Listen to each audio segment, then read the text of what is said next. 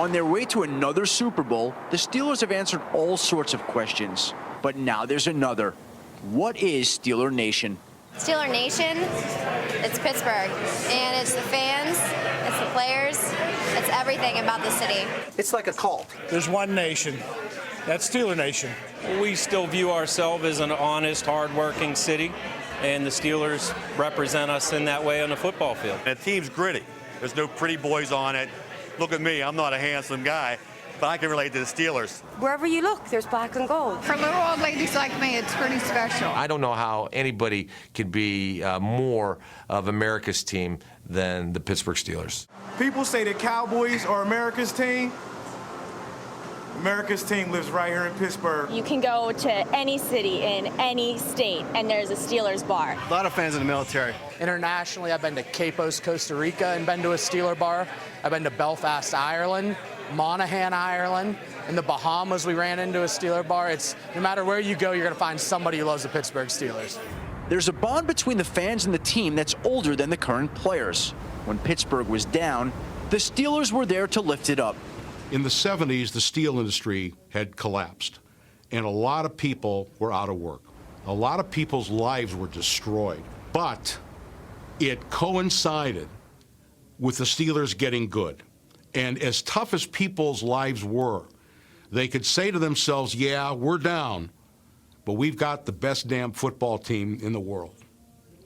My great-grandfather actually worked in this plant. My grandfather and father both worked in the steel industry.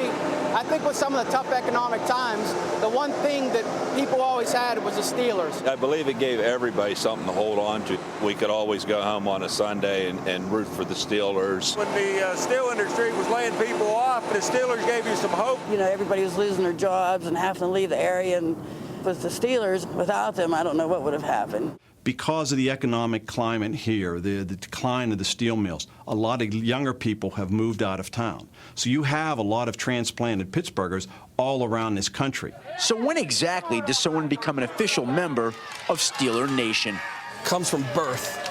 It starts from the time the sperm meets the egg, and you become a Steeler fan right then and there in the womb. My commitment to this team has been it's been from birth. When you're born in Western Pennsylvania, you get a birth certificate and a terrible towel. I grew up teething on a terrible towel. Well, I was born. My dad wrapped me up in a terrible towel, and that was pretty much the story. You just raised from birth to be a Steeler fan. We all bleed black and gold, and that's it. There's no other team. I have a son who's 3 months old, and I loved getting him dressed in his Steeler gear. He was born on a Friday. The Steelers played Monday night against the Washington Redskins, and dressed him up in his Steeler outfit, had the terrible towel there in front of him. I grew up in a Steeler house. I mean, everybody did. It's fun watching my mom yell at somebody besides me. A Roethlisberger is sausage and burger mixed with American cheese and egg and fried onions, and it comes with lettuce, tomato, and mayo. Best fans in all the sports. This is the Roethlisberger. I remember watching the Steelers on a 10-by-10 screen attached to an oak tree, and the whole neighborhood would come down and just drink a barrel of beer. 34 years after Pittsburgh won its first Super Bowl title, the connection between the team and its fans is as strong as steel. It's like going to church on Sunday. You know, it just gives you a renewed feeling. My 78-year-old mother, when she comes home from church, she got that TV on, and she's sitting there waiting and watching the game. Troy Polamalu intercepts the ball, jumps up and down, runs 40 yards, and goes and scores a touchdown. You'd have thought those guys all hit the lottery. 65,000 people in that stadium just went crazy.